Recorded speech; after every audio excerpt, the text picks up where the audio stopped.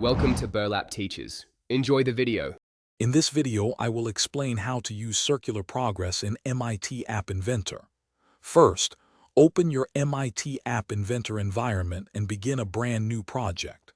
Next, navigate to the Drawing and Animation palette and drag a canvas component onto your screen. Then, from the Sensors palette, add a clock component. Finally, include a button component from the User Interface palette to manage the progress bar's start and reset functions. Now let's design the user interface. Select your canvas component and set both its width and height properties to 300 pixels, making it a perfect square.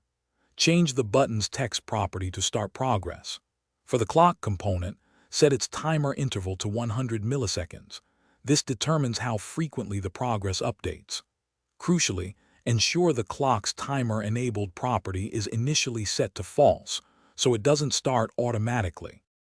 Moving to the blocks editor, we'll implement the core logic. First, initialize a global variable called progress to a value of 0. When the button is clicked, set progress back to 0 and enable the clock's timer. Inside the clock's timer event, increment the progress variable by 1.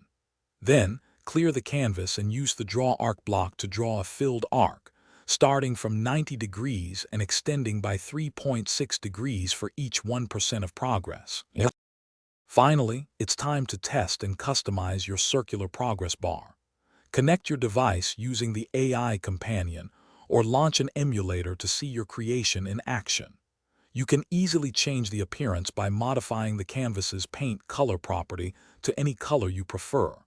Experiment with the line width to make your progress bar thicker or thinner. For an enhanced user experience, consider adding a label to display the current percentage value numerically. Thanks for watching. Consider subscribing if this video helped you.